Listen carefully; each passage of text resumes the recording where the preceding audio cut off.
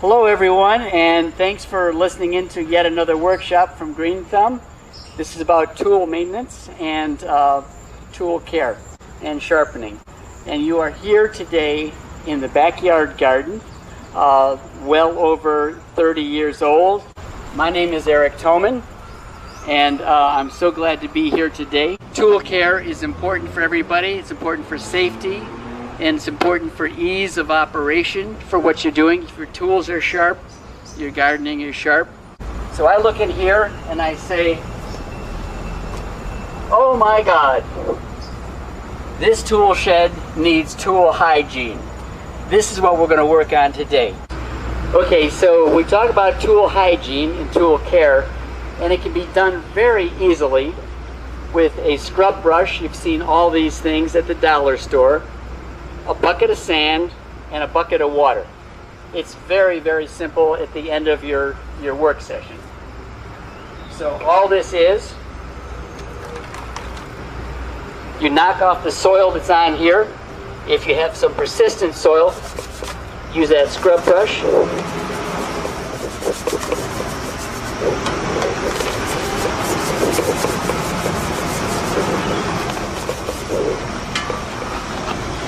And then use the sand. The sand is an abrasive tool.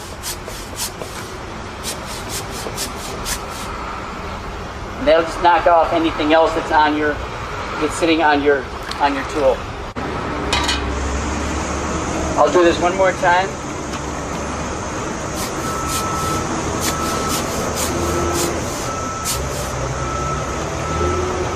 If there's any residue here, a wiping rag is very good. Getting rid of the excess water. This is a very good end of season fall activity. And if you want a quick coating of WD-40, and you are set for the winter. WD-40 puts a coating across your metal and inhibits rust on here. Okay, so we have a flat shovel here. The original intention of this was for shoveling coal, but flat shovel is really good for wood chips and also for snow shoveling as well. What I'm noticing is that there's a real jagged edge here. What we really want to do on this shovel is have a completely straight line across here, and this is best done often with the file if you don't have too large a discrepancy. So this right here, what I'm going to do is clean this up a bit.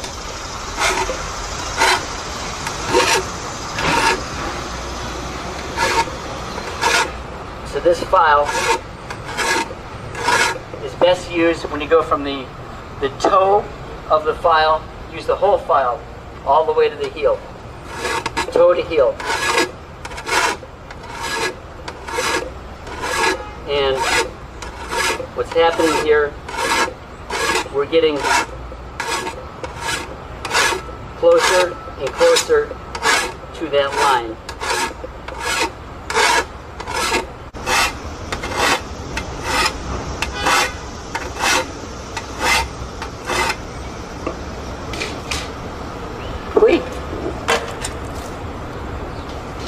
There we have that.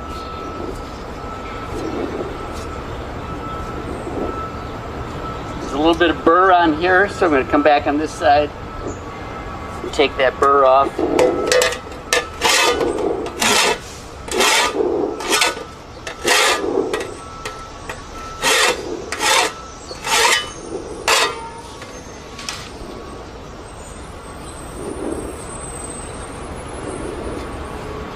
So the final look is you have a straight line and not a lot of dips and valleys in your shovel.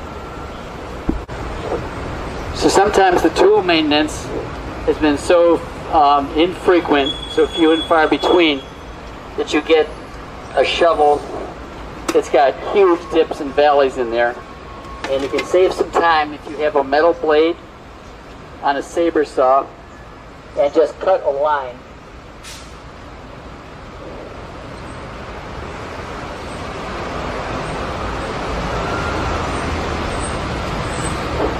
All the way across like that.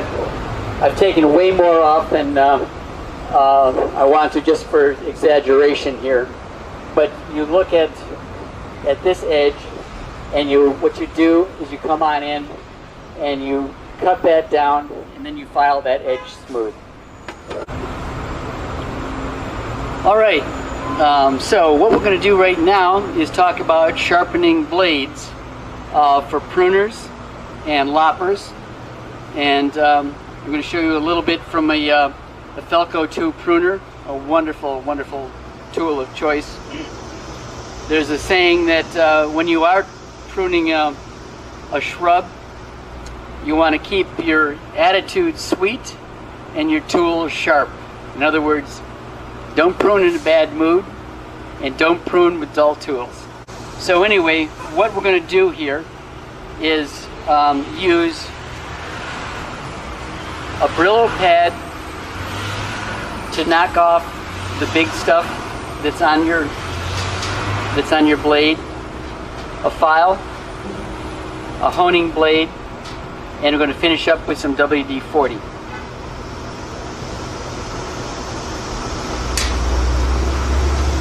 So this blade right here needs, first of all, a cleaning all the way across here. So use that Brillo pad, and what you're doing here is you're knocking off all of the sap that was on your blade to begin with. Clean all that up.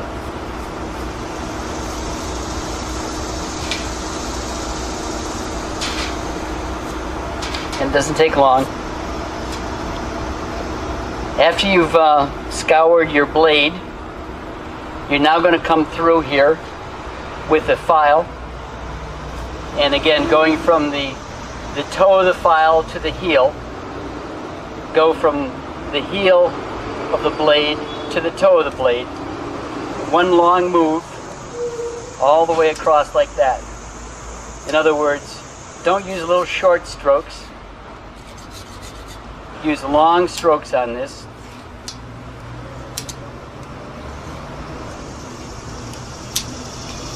And what you're doing is trying to keep that angle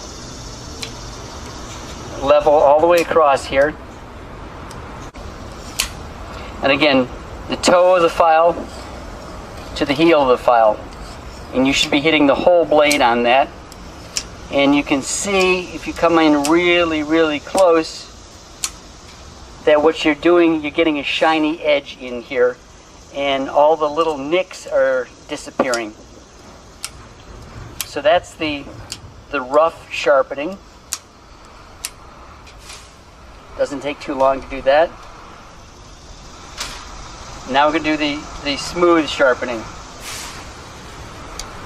Now this is a honing blade. It's got two sides. It's got a blue side, which is coarse, and a red side that's fine. It's kind of like the hot water when you turn on the hot water. First it's cold and then it's hot. So use the blue side first. That's the coarse side. And do the same thing that you did in the same direction with that you did with the file. And what you're doing here is you're bringing that blade on in. I'm trying very hard to keep that angle the same all the way across here. And you can see it's starting to get very shiny over here, so it's working quite well. So with that part done, I'm going to go from the coarse side, which is blue, to the fine side, which is red. And what I'm doing, I'm sort of erasing the little scratch marks that I made from the file and from the coarse side. So what I get is a very, very even, sharp edge. And that's basically it. I'm going to look at the back side, and you can notice that this is a bypass pruner. I only sharpened one side of it. A bypass pruner is exactly that. So the two blades basically pass each other and do the sharpening. You do not want to sharpen the inside of your bypass pruner because you miss that really critical, very close collaboration that's happening between the bottom jaw and the top jaw of the blade. And you want to sharpen your blade whenever it gets dull. So you can actually tell when a blade is dull because you're tearing the tissues of a twig or a branch as opposed to cutting straight through. So that's all you need to do. And then you finish up with WD-40. And you want to hit anything that moves. So when all is said and done, you put that back and you're ready for pruning. And now we're going to go to a Lopper, which is pretty much the same thing. It's a bypass pruner, but just bigger. And this one has seen a lot of abuse. And you can tell because there's a lot of missing metal on the cutting edge here. So this is going to take a lot of filing to get this down. I got a huge nick like right over here where my fingernail is. So step one is you want to come on in and knock off all the debris that's already on this thing. This is an activity that you technically, in a perfect world, you're going to do at the end of every pruning session that you do. Before this tool heads back into the shed, you want to clean the surfaces off of the blades.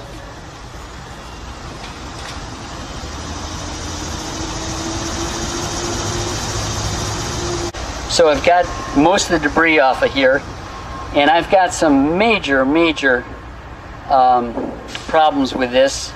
So what I'm going to do on the flat side of the bypass pruner, what I'm going to do is try and file this down flat.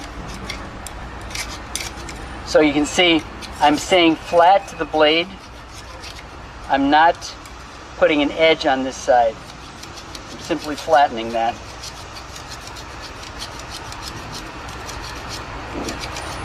This is what happens when you use your pruner to cut through chain link fence or other metal or nails or chicken wire.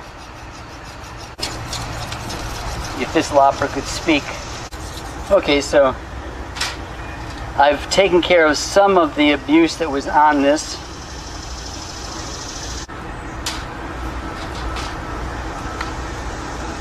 I'm going to hold this down so it stays in one spot.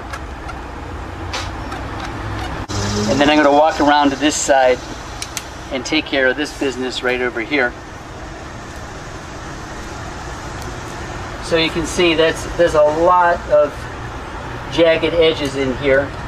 And what I'm going to try and do, again, toe to heel on the file and heel to toe on the blade. Long strokes. So I've pretty much finished the rough filing of this. Now I'm going to come on in with the honing and get a really sharp edge on in here. I mean, this is pretty good right now, but we're going to get even sharper. And again, you go from coarse to fine, or cold to hot.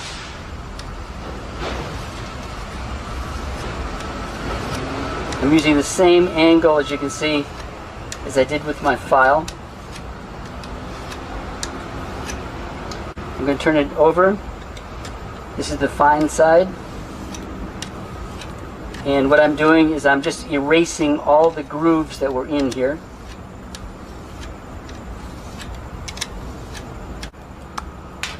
And the last and final event here, you take your WD-40 and you hit all of the pivot points in here. This is a rather complex lopper. It's got lots and lots of pivot points. And then wipe it down.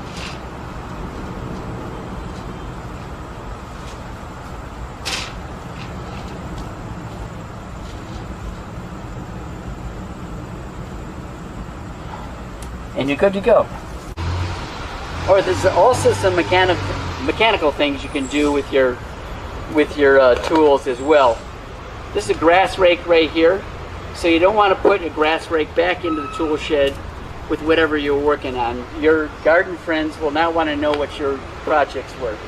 So clean that off, and if you look all the way down the line here, you can actually see there's a lot of abuse that's happened here, and this can easily be straightened out with just your fingers.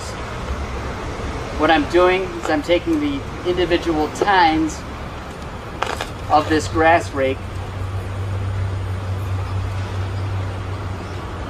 and straightening them out so I have a single row all in a line, and we don't have any errant tines sticking out. So now I've got something here. The good test for this is that when I put this down, I've got all the tines hitting the ground at the same time. It's a much more efficient way to rake. So this is a digging fork,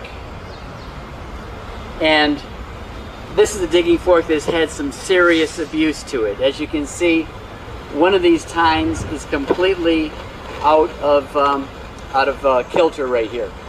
And the way that we can straighten this up is to take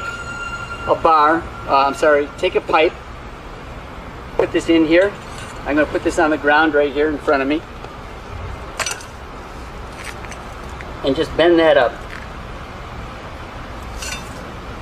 a little bit at a time. Wow, that's perfect. Thank you.